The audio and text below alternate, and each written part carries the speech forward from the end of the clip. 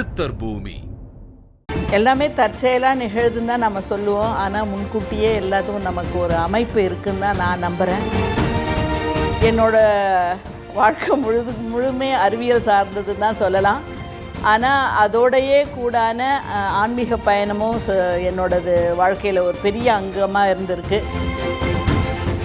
அறிவியல்னால் ஏதோ ஆன்மீகத்துக்கு சம்மந்தப்படாதது, இதெல்லாம் ஒரு மூட நம்பிக்கை. உன்னோட உழைப்பு, உன்னோட அறிவு, இது மாத்திரம்தான் உன்னோட வாழ்க்கையை நிர்ணயிக்கோங்கிறத பொடி பொடியாக ஆக்கின ஒரு தருணமாக கூட நான் நினைக்கிறேன். ஏன்னா வேலையிலையும் பணத்தை சம்பாதிக்கிறதுலையுமே வாழ்க்கை முழுசாக ஓடிட்டது, நிறைய இழந்திருக்கோமோ அப்படின்னு தோன்றுறது. உறவுகளை நிறைய மிஸ் பண்ணியிருக்கோம். வணக்கம், நான் சாந்தகுமார், ஏஎல்பி அஸ்ட்ராலஜர், சென்னையிலேருந்து. நம்ம கூட இன்றைக்கி ஒரு சிறப்பு விருந்தாளி இருக்காங்க. சிக்காகோவிலேருந்து டாக்டர் பூமா அவங்க வந்திருக்காங்க. அவங்கள முதல்ல அறிமுகப்படுத்துவோம். வணக்கம் மேடம். வணக்கம் சார். எல்லாத்துக்கும் முன்னாடி இந்த அரிய பொக்கிஷமான ஏஎல்பி முறையை உலகுக்கு அறிமுகப்படுத்திய பொதுவுடைமூர்த்தி ஐயா அவர்களுக்கு முதல் என்னோட நன்றி. எல்லாமே தற்செயலாக நிகழ்துன்னு தான் நம்ம சொல்லுவோம். ஆனால் முன்கூட்டியே எல்லாத்துக்கும் நமக்கு ஒரு அமைப்பு இருக்குன்னு தான் நான் நம்புகிறேன். அப்படி தான் நான் சாந்தகுமார் சாரை நான் ஒரு ட்ரெயினில் மீட் பண்ணேன். அதாவது நான் தஞ்சாவூர் போயின்ட்டுருக்கேன், அவர் சிதம்பரம் போயின்ட்டுருக்கார். அப்போது எதேச்சியாக ஒரு நடந்த ஒரு நிகழ்வு என்னை இந்த ஏஎல்பி ஜோதிடத்துக்குள்ளே அறிமுகப்படுத்தி அதை ஒரு அனுபவிக்கக்கூடிய நிலைமைக்கு கொண்டு நிறுத்தியிருக்கு. அது என்னோடய பாக்கியமாக தான் நினைக்கிறேன். இப்போ என்னை நான் இன்ட்ரடியூஸ் பண்ணிக்கிறேன். நான் டாக்டர் பூமா சுந்தர். இங்கே தான் என்னோடய பிஹெச்டி எல்லாம் முடிச்சுட்டு நான் சிகாகோவில் செட்டில் ஆகியிருக்கேன். கடந்த 25 வருஷமாக ஃபெட்ரல் கவர்மெண்ட்டில் டாக்ஸிகாலஜிஸ்ட்டாக ஒர்க் பண்ணிட்டுருக்கேன். ஸோ என்னோடய வாழ்க்கை முழுமே அறிவியல் சார்ந்ததுன்னு தான் சொல்லலாம்.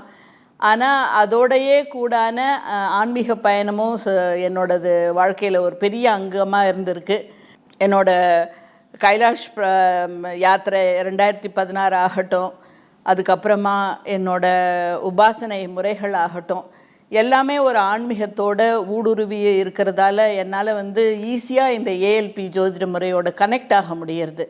அதாவது விதி மதி எல்லாமே நமக்கு உறுதுணையாக இருக்குது. அது எதை எப்போ எப்படி பயன்படுத்தணுங்கிறத ஒரு அறிவியல் ரீதியான முறையினே கூட சொல்லலாம். ஏன்னா இது முழுக்க கணிதம் சார்ந்தது. அதை கொண்டு ஒரு கனெக்ஷன், அதாவது அறிவியல்னால் ஏதோ ஆன்மீகத்துக்கு சம்மந்தப்படாதது, இதெல்லாம் ஒரு மூட நம்பிக்கை.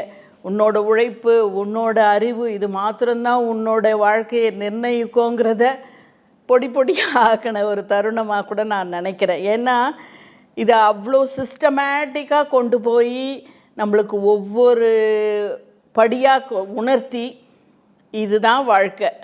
கடைசியில் நம்மளுக்கு அவங்க சொல்கிறதுலேருந்து நாம் புரிஞ்சிக்கும்போது உணர்வதும் உணர்த்துதலும் தான் வாழ்க்கைங்கிறத நம்ம மூலமாகவே சொல்ல முடியுங்கிறது ஒரு பெரிய மாற்றம் தான் நான் நினைக்கிறேன். ஸோ அதுக்கான முயற்சிகளில் ஈடுபட்டு இருக்கிற இந்த ஐயா சொன்ன மாதிரி ஏஎல்பி குடும்பத்தினருக்கு என்னோட நன்றிகளும் வாழ்த்துக்களும். சிக்காகோவில் இருக்க வாழ்க்கை எப்படி, இந்தியாவில் இருக்க வாழ்க்கை எப்படி இருக்கு? ஒரு 30 வருஷத்துக்கு முன்னாடி அந்த மாதிரி தான் தோணும். ஒரு தேனும் பாலும் ஓடும், அங்கே போயிட்டா சொர்க்கம்தான் அப்படின்னுட்டு. ஆனால் அங்கே குளிரும் பனியும் தான் நான் கண்ட வாழ்க்கை, எந்திரத்தனமான வாழ்க்கை. ஆனால் சில தார்மீக உணர்வுகள், கட்டுப்பாடுகள், கடமைகள்னு பார்க்கும்போது நான் எடுத்த துறைக்கு அங்கே நான் வேலை பண்ணது எனக்கு முழு சந்தோஷத்தையும் கொடுத்ததுன்னு தான் சொல்லணும். நான் என்ன பண்ணணுமோ என்னோட அறிவுக்கு உட்பட்டது, என்னோட நிர்வாகத்தோட கட்டுப்பாடுகளுக்கு உட்பட்டது வகையில் என்னால் அந்த மக்களுக்கு நிறைய என்வைரன்மெண்டலாக உதவி பண்ண முடிஞ்சது. ஃபார் எக்ஸாம்பிள், அங்கே நிலத்தடி நீர் வெகுவாக பாதிக்கப்பட்டு குடித்தண்ணீரே மோசமான நிலையில் இருக்கும்போது ஒரே ஒரு வார்த்தை தான் சொன்னேன், இவங்க மேலே நான் ஆக்ஷன் எடுப்பேன், நீங்கள் இது செய்யலைன்னா உடனே அந்த கம்பெனி குடிமக்களுக்கு 5000 பேருக்கு சுத்திகரிப்பு பண்ணி கடந்த 20 வருஷமாக இன்னுமே சுத்தமான குடிநீரை மக்களுக்கு தந்துட்டுருக்காங்க. அது எனக்கு ஒரு பெரிய சந்தோஷத்தையும் மன நிறைவையும் கொடுக்குது. இந்த வேலையை இங்கே பண்ணால் இது வந்து நமக்கு உதவிகரமாக இருக்குங்கிறது அந்த நிலைமை. ஸோ அப்படி பார்க்கும்போது யுஎஸ் லைஃப்பில் அதாவது நிறைய விதிமீறல்கள் இல்லாமல் நம்மளோட வேலையை நாம் வந்து உறுதியாக செய்ய முடியறதுங்கிறது சந்தோஷம் இருக்க தான் செய்யுது. அதுக்கேற்ற ஊதியமும் கிடைக்கிறது, மனநிறைவு கிடைக்கிறது. என்ன நான் இருக்கிற இடம் நிறைய குளிராக இருக்கும், அதெல்லாம் தாண்டி கொஞ்சம் அது நம்ம மனத்தை சமாதானப்படுத்திக்கணும். சில சமயத்தில் எனக்கு வந்து இப்போ என்னென்னா இங்கே இருக்கிற வெயில் என்னால் தாங்கவே முடியலை. அங்கேயும் அந்த குளிர்காலத்தில் தான் எனக்கு இப்போ ரொம்பவுமே பழக்கப்படுத்துது. ஏன்னா கடந்த 34 வருஷமாக நான் அங்கே இருக்கிறதால அந்த சீதோஷ்ண நிலைக்கு நான் பழக்கப்படுத்துட்டேன்னு தான் சொல்லணும்.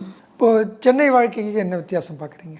சென்னை வாழ்க்கை வந்து ஒரு மாதிரி பரபரப்பே இல்லாத ஒரு வாழ்க்கையாக இருக்கிறது வந்து இப்போ எனக்கு சொர்க்கமாக தெரியுது பார்க்கும்போது. அந்த என்னோடய கடந்த கால ஓட்டத்தை பார்க்கும்போது நம்ம நிறைய மிஸ் பண்ணிட்டோமோ, அதாவது வேலையிலையும் பணத்தை சம்பாதிக்கிறதுலையுமே வாழ்க்கை முழுசாக ஓடிட்டது, நிறைய இழந்திருக்கோமோ அப்படின்னு தோன்றுறது. உறவுகளை நிறைய மிஸ் பண்ணியிருக்கோம். இந்த மாதிரி பண்டிகைகள்லாம் வந்து பார்த்ததே இல்லை. எதுவுமே எல்லாமே வீக்கெண்டில் தான் கொண்டாடுறது. அந்த நாளில் அந்த திதி அந்த மாதிரியெல்லாம் ஒன்றுமே எங்களுக்கு இல்லை. சனி ஞாயிறு ஒரு கூட்டமாக கூடி ஒரு கோயில்லையோ இல்லைன்னா ஒரு வீட்லேயோ இந்த தீபாவளியோ பொங்கலோ அந்த மாதிரி கொண்டாடுவோமே தவிர கவர்மெண்ட் லீவு விட்டு இந்த மாதிரி ஒரு சந்தோஷமான ஒரு கோலாகலம்லாம் அந்த மாதிரி இருக்காது நிச்சயமாக. ஸோ அதை நாங்கள் இழந்திருக்கோம் தான் சொல்லணும். பர்சனல் ஸ்பிரிச்சுவல் க்ரோத்து அதை நோக்கின பயணத்தில் எவ்வளோ நாளாக நீங்கள் ஈடுபட்டிருக்கீங்க? உங்களை பற்றி அந்த பாதையில் நீங்கள் எங்கெங்கெல்லாம் பயணித்திருக்கீங்கன்னு சொல்லுங்கள். நான் ஒரு அம்பாள் உபாசகி தான். முதல்ல இருந்தே காலேஜில் நான் பிஹெச்டி படிக்கும்போதே வந்து ஒரு ஈர்ப்பு எனக்கு இருந்துகிட்டே இருந்தது. என்னோடய அம்மாவை அடுத்து அம்பாள் தான் எனக்கு வந்து எப்போவுமே உறுதுணையாக இருக்குங்கிறது. ஸோ என்னோடய குடும்பத்தை பொறுத்த வரைக்கும் வந்து சரியான வழிகாட்டுதல் அந்த மாதிரி நிறைய படித்தவங்கிறதெல்லாம் ஃபேமிலியில் இல்லை. ஆனாலும் என்னை வந்து ஒரு நல்ல ஒரு திசையில் கொண்டு போய் நிறுத்தி அந்த படிப்பில் ஒரு ஆர்வத்தை ஏற்படுத்தி இந்த நேரத்தில் இந்த இடத்துல இருந்தால் இந்த ஆப்பர்ச்சுனிட்டி கிடைக்குங்கிற ஒரு நிலைமையை உருவாக்குனதே எனக்கு அம்பாள் தான். எனக்கு எப்போவுமே ஒரு உணர்வு இருந்துகிட்டே இருக்கும். அதாவது நமக்கு ஒரு துணை இருக்குது, அது என்னை கைவிடாதுங்கிறது அந்த இறை உணர்வு இருக்குது இல்லையா? அதுதான் என்னை வந்து இந்த வாழ்க்கை பயணத்தில், தொழில் வெற்றியில், குடும்பத்தில் எல்லாமே வந்து ஒரு உறுதுணையாக இருந்துகிட்டே இருக்குன்னு தான் நான் நினைக்கிறேன். அதாவது தொழில் ரீதியாக பார்க்கும்போது இந்த இன வேற்றுமைங்கிறது இருக்குதா. என்னோடய தொழில் எப்படின்னா, பல ஊர்களுக்கும் போயிட்டு மக்கள்கிட்ட பேசி இந்த சூழ்நிலை மாசுபடுறதுக்கு இவங்கெல்லாம் காரணம், இந்த மாதிரி வேதிய கெமிக்கல்ஸ் எல்லாம் இந்த நீங்கள் சுவாசிக்கிற காற்றில் இருக்கிற, குடிக்கிற தண்ணியில் இருக்குது, நாங்கள் கண்டுபிடிச்சிருக்கோம், இதெல்லாம் சரி பண்ண வந்திருக்கோன்னா முதல்ல வந்து அவங்கக்கிட்டேருந்து ஒரு எதிர்ப்பை தான் நாங்கள் மேற்கொள்வோம். கவர்மெண்ட் சர்வன்ஸுங்கிறதால அப்படி ஒரு கோபமாக பேசுவாங்க நம்ம. ஆனால் வந்து அந்த நம்மளோட வளர்ப்பா சகிப்புத்தன்மையா என்னன்னு தெரியாது. இது நாம் மேற்கொண்ட வேலை, இவங்களோட டேக்ஸ் மணியில் தான் நம்மளோட சம்பளங்கிறதால அவங்க என்ன சொன்னாலும் ஒரு சகிப்புத்தன்மையோட, ஏன்னா நாம் வந்து பேசிட்டு நம்ம ஊருக்கு திரும்பி வந்துடுறோம். அவங்க தான் அந்த சூழ்நிலையிலேயே இருந்து அந்த கஷ்டத்தை அனுபவிக்கிறேங்க. அதை புரிஞ்சுக்கிற தன்மையை வந்து நம்ம வளர்ப்பு, நம்ம வளர்ந்த சூழ்நிலை இதெல்லாம் வந்து நமக்கு தெரியப்படுத்துது. ஏன்னா ஒரு நல்ல குடித்தண்ணீர், நல்ல மாசு இல்லாத ஒரு காற்று, இதோட அருமை நமக்கு தான் தெரியும். இங்கே நான் இந்த டிராஃபிக்லேயே இங்கே வந்து பார்த்துட்டெல்லாம் போகும்போது, ஃபார் எக்ஸாம்பிள் டெல்லியிலெல்லாம் வந்து air quality index very poor, சுவாசிக்கவே முடியாது. அந்த மாதிரி இருக்கும்போது நாம் வந்து இதை நல்லா செயல்படுத்தக்கூடிய ஒரு நாட்டில் இருக்கிறோம். அதனால் நம்ம இன்னும் நல்ல முயற்சி எடுத்து அதுக்கு உறுதுணையாக இருக்கணுங்கிறது வந்து நமக்கு தோன்றது இல்லையா? அது மாதிரி வேறு நாட்டுக்கு வந்து நம்ம கம்பேர் பண்ணிவிட்டு அங்கே போய் வேலை செய்யும்போது இன்னும் நம்ம சிறப்பாக செய்ய முடியறது. ஒரு சகிப்புத்தன்மையும் வருது, நம்ம வேலையை நாம் சரியாக செய்யணுங்கிறது. இதெல்லாம் வந்து ஆன்மீக உணர்வு இருக்கும்போது இன்னும் சிறப்பாக செயல்பட முடியுதுன்னு நினைக்கிறேன். அவங்களோட பேச்சு மொழியிலேயே அவங்களுக்கு புரிகிற மாதிரி, அதாவது முதல் 10 நிமிஷம் எதிர்ப்பு இருக்கும், அப்புறம் நம்மளோட உண்மையான ஒரு பேஷன், நம்மளோட நாலேஜ், நமக்கு என்ன தெரிஞ்சது, அதாவது நாங்கள் நிஜமாகவே உங்களுக்கு ஹெல்ப் பண்ண தான் வந்திருக்கோங்கிற புரிய வச்ச அடுத்த 10வது நிமிஷம் அவங்களோட கம்ப்ளீட் ஆட்டிடியூட் மாறிடும். அது வந்து எனக்கு ரொம்ப ஒரு ஆச்சரியமான அனுபவிக்கத்தக்க தருணமாக இருக்கிறேன். ஏன்னா அவங்களோட கம்ப்ளீட் ஆட்டிடியூட் மாறி நம்மளை வாங்க வந்து ஹெல்ப் பண்ணுங்கன்னு திருப்பி கூப்பிடும்போது ஒரு ஆத்மார்த்தமான ஒரு சந்தோஷம் இருக்கும். அது வந்து எனக்கு வந்து அந்த ஆன்மீக பலத்தை தருதுன்னு தான் நான் நினைக்கிறேன். அதாவது இட் இஸ் மியூச்சுவல். தொழில் எனக்கு அது ஆன்மீகம் மூலமாக உறுதியாகிறது, அந்த ஆன்மீகம் வந்து எனக்கு தொழிலுக்கு உதவி புரியுதுங்கிற மாதிரி மியூச்சுவலி பெனிஃபிஷியல். ஜோதிடத்தின் பரிணாம வளர்ச்சி ALP ஜோதிடம். இதை படிங்க, உங்க வாழ்க்கை உங்க கையில. சித்தர் பூமி.